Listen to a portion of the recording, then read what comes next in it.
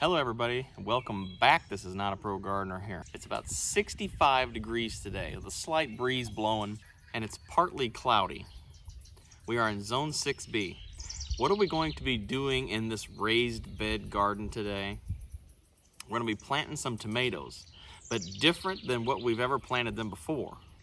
We're going to be doing something that I like to call the ground vining method. We're going to show you what that is here in a minute. This is the raised bed we're going to be putting them in. It's about the second weekend in May, okay? So this is about the time when we're going to be getting these planted in here, and it's about how long it took me to get some of these guys vining out long enough to be able to show you what I want to do. We're in the raised bed garden, so I'm going to go ahead and we're going to flip the camera around, show you from my point of view and how I'm going to do this and what we're doing and the whole shebang. And I originally wanted to do this in the in-ground garden somewhere else, but this is probably the best place to do it because I have a controlled weed seed right here bed. It's a little more controlled than the in-ground garden, so it'd be best if you do this in a spot where you can control the weeds in a raised bed or something like this that has pretty big footprint. So I'm gonna flip you around, we'll show you what we got. Why I'm interested in doing this is to save money on plants, because I'm gonna try to use one plant and turn it into multiple plants. Depends on how many you may need. I don't know if there's a limit to doing this just yet, but they have to be an indeterminate tomato plant. Determinate tomato plants don't get very tall like vining indeterminate plants do. So this is an indeterminate better boy, if I'm not mistaken. Okay, so if you're like, I don't know what you're talking about, what's determinate, what's an indeterminate tomato plant? Well, determinate tomato plants, they grow to a certain point and then they stop with a shorter stature overall, okay? So they get roughly 5 or so feet tall, depending on how well you feed them and water them, or if they get stunted during their life. Indeterminate tomato plants, they keep growing and they produce fruit all season, which is why you need this kind of tomato plant for this method, okay? Because the way we're going to be doing this, I'll explain to you in a minute, is going to be needed to be a vining tomato plant so it has plenty of length to sprawl throughout this raised bed. Now, semi-determinate varieties, there's another one, yes. They keep growing through the season, but generally they still remain smaller than indeterminate plants with a bushy-like habit, okay? So, you want an indeterminate tomato plant, but you want it to be indeterminate, which is a vining tomato plant. Now this ground vining method for growing tomatoes, we're going to be using drip tape in this bed. I'm gonna bury this initial root pouch, or whatever you wanna call it here. I'm gonna bury this up to probably where it lays in the ground normally, so it's not like kinking itself over. We also amended this bed with a couple inches of compost, which helps with the weed seed problem. And this plant is going to grow, and then it's going to lean over, you know, after they get about a couple feet tall or a foot or so tall, they'll eventually start leaning over because they don't have no support. That's what we're going to try to simulate here with this longer tomato plant. We're just going to lean it over and we're going to grow it along the bed and vine it up through the sucker plants that come off of these. See, this is a sucker right here. It comes out of this stem and this vine here, and this stem that comes off of it. There's a sucker plant that comes off, which would be your stem and your vine, and this will be your sucker plant coming off here. We're going to try to use this production. We're going to try to use that as our production plants. Now, I haven't had the chance to try this yet, so you're going to see it in real time. So you're going to have to stick with our channel to see how good it works, if it works, stuff like this.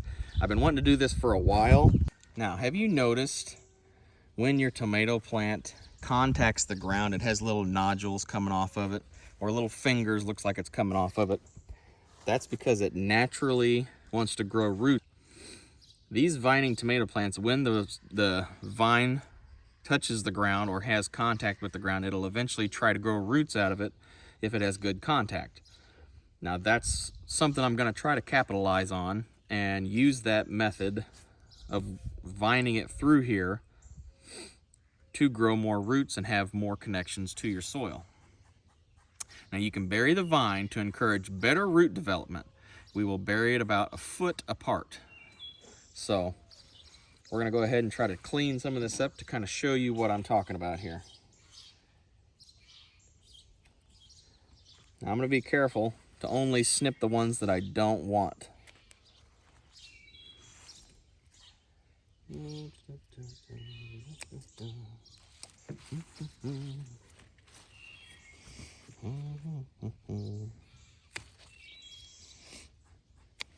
Okay.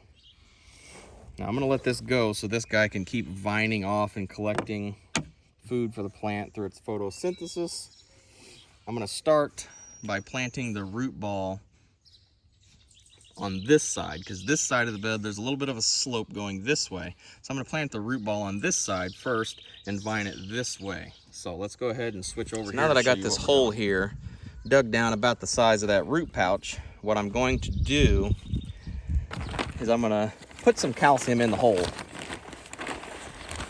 About a good handful of this, mix it around in there.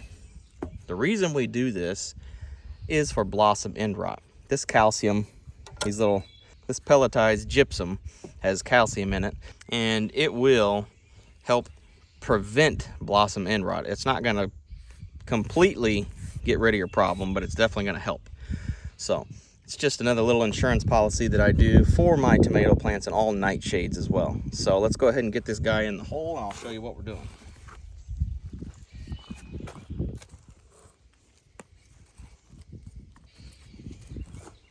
Okay, so this is a Better Boy hybrid indeterminate tomato. So I'm just gonna get this root pouch down in there. This is gonna be the initial water gathering root system, but we're gonna create more root systems as we bury the vine as we go across here. I left all these suckers on for one. I'm gonna take this one off though. I left these on all right here, so I have 3 chances to grow a production plant right here, and hopefully that'll come out and I can put it on some sort of trellis or something. What we're going to do is we're not going to force it, but we're going to put some dirt under there, get this guy all covered back up here, and then I'm going to bury this right here. And wherever this stem contacts the soil, it is going to put down roots, right? Because that's what tomato plants do. It's in the nature. It's woven into its genes. So now that we got this guy buried, which I might bury him just a little bit deeper. There, at least it's a couple inches under the soil now. So now that I got him buried, and sorry, I had to change the camera angle on it a little bit. Now that I got him buried, I'm gonna water this in really good, and I'm going to use a pre-plant fertilizer. I do this because I have this 777 from Nature Safe, and it's a very hard powder to get dissolved. So I just put it in my watering can, and I'm gonna water this guy in nice and heavy. And he's got plenty of nutrients to start off his life in the beginning phase here. So I'm just gonna slightly cover it up around them suckers, try to encourage root development all the way across there. Then hopefully those plants will come up and I can pick the best looking one. Now, as you can see, I'm leaving this not quite covered just yet. I'm gonna leave it uncovered around this fork right here. That way this can continue to vine down here, and I'll just bury it and keep doing the same method all the way across. Now, eventually, we are going to be thinning these plants out about a foot apart. So the more I put in here, and I just pick the best one and thin them about a foot apart. So as this vines down here, we'll keep clipping off these stems and leaving the suckers that come out of here as production. And hopefully, these will produce individual tomato plants with a gigantic network of root system to collect water and nutrients for the plant. Now, as I was saying, this is a Better Boy tomato plant. So I'm going to tell you all about this tomato plant. It is a hybrid indeterminate. I wanted to put a hybrid indeterminate in here because I'm having some problems with the tomato top leaf curl virus, and I'll show you all about that after a while, maybe in another video if I got time. So I'm wanting to grow a hybrid in here to give me a better chance at diseases and stuff, since the foliage is going to be closer to the ground. I just want to have a better chance. So this is a 75 day to maturity. This tomato variety produces heavy yields of bright red tomatoes. They can weigh up to 1 pound each. The Better Boy is widely adapted and performs well across the country in any growing zone. It is also resistant to nematodes. Lots of foliage protect the fruits from sun-scald damage. It is an aggressive slicer. It's a great slicer, a canning and preserving tomato. The reason I chose this is because I have heirloom indeterminates, and they look a lot more farther along than this one does. But this one right here is a hybrid indeterminate, which I wanted to just grow another hybrid in here. So now that we got this done, we might weigh this down with a little rock just to kind of keep it in the dirt. Just to keep it in the dirt right there, the soil contact. We're gonna keep this watered in. As soon as we're done with the video, I'm gonna water all these in by hand and make sure they have plenty of nutrients and water. Also, another thing is these flowers on here. If you want to grow bigger tomatoes, you just pick those off till your plant gets a little further along. Then don't pick them off. But at the beginning, I like to pick them off to encourage more development into the plant roots and stems, leaves, stuff like that. So now that we got this one done, let's go on the other side of the bed, and we're going to be putting in a cherry tomato. So let's go check that out. All right, so what we got going on over here is a sun sugar tomato. This is an indeterminate cherry tomato. This sun sugar cherry tomato, it's about the tallest one that I have, if you can get a good look at it. Not too bad looking. It's a hybrid indeterminate cherry tomato. It's candy-like fruit, high yield, crack resistance for longer harvest window. So if it rains really heavy, I don't have to like hurry up, come out here and collect all these fruits on all my cherry tomato plants, because they have an extra crack resistance bred into this tomato plant. The fruits are rich in vitamin A and they have a thinner skin. So for longer periods of rain, that crack resistance is going to help if you have that problem, maybe for a market farmer, stuff like that. Since this is a hybrid indeterminate, I'm going to do the same thing. Root system here on the lower end, because this is where most of the water runs down to. And I'm going to vine it this way with the bed. Now, as I said, the sucker is a production stem that will hopefully flower and turn into its individual plants, vining up a trellis that I'm hoping to put in here. The plants will continue to sprawl across, like I said before, and hopefully, as they continue to sprawl across, those suckers will turn into plants, and eventually I won't have to prune anything anymore. I'll just be able to let them go. It's supposed to be storming today. If you hear some thunder, that's probably why. I like to plant these things right here at the end of the... I like to plant them and do it like right at the last minute, if anybody else is like that. I like to plant them right before rain, especially because then they get that good watering in from the rain, which I think is very beneficial to starting off your garden. Okay, take this guy, seat him down in there, and then since this one isn't long enough yet, I think I'm going to let it go a little bit before I start trimming and cutting things. So we're going to go ahead and get him buried, and when he eventually falls over, then we'll be able to start pruning and layering over and burying the vine stem and stuff like that. You know, I did forget something, in case anybody caught that. Put me a handful of this gypsum down here in the hole for blossom end rot problems that we have. And then you bury it up. And since we're vining this along here, I'm not going to bury them too deep as well. So this is pretty much this method that I'm trying to see how well it works. I'm hoping to turn one plant into multiple plants. Okay, now that we got them planted, we're just going to go ahead and finish talking about this method and why you'd want to do this. Put our little plant tagger in there. It says what it is. And we're going to water this in with our pre-plant fertilizer. And if I haven't stated before, I got 777 flowable powder in here and some AgroThrive general purpose.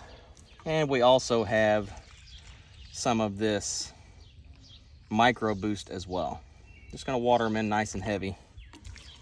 Want them to get a good pre-plant fertilizer to start off. Okay, now that we got that done, let's talk about it. I gotta tell you, that storm must be getting close because it is hot and humid as heck out here. So hopefully we can get some rain because we need it.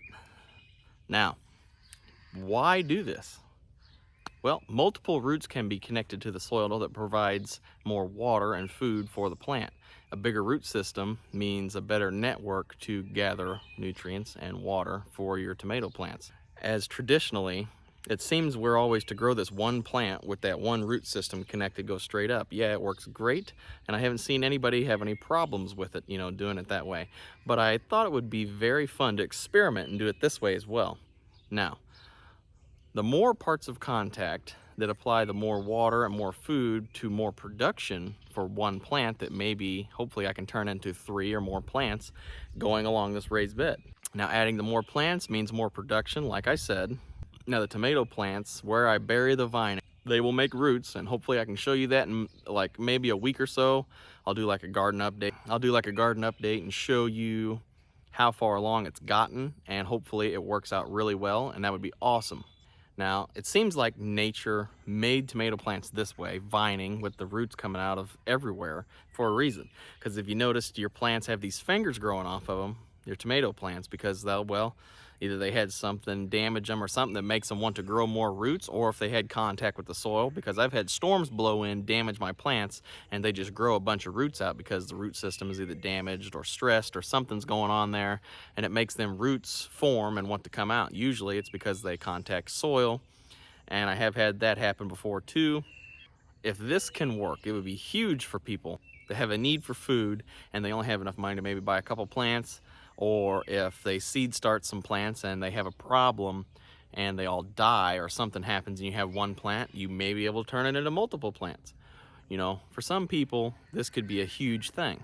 Letting it vine out and grow naturally, sprawling on the ground.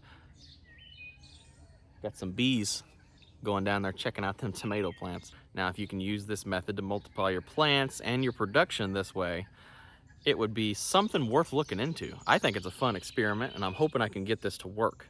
As always, growing the food for our family is always #1. Having fun at the same time, that's just beautiful. Me and the kids have so much fun with this stuff. They come out here and want to pick tomato, or they come out here and help me pull up plants, stuff like that. They get a sense of getting that dirt under their fingernails and finding out where this stuff comes from, not just the grocery store. And we can save money by increasing our production this way, and hopefully increasing the tomato plants with just one plant by saving money, increasing our savings and increasing our production. That's a win-win for everybody. Now, this is not a pro gardener here. Thanks for joining us in the raised bed garden, this experimental ground vining tomato plant growing method. It's a mouthful. This ground vining method, I think, is pretty fun. I think it would be a huge win. So now, we like experimenting on things like this, so leave it in the comments below if you have done anything like this before, or if you think it's not gonna work, or if it will work, things like that. I would love to hear your point of view, so leave it in the comments below. Let's have that conversation. It's Not a Pro Gardener here. Don't forget to like, share, subscribe, and I'll see you next time out here in the garden. Have a great day.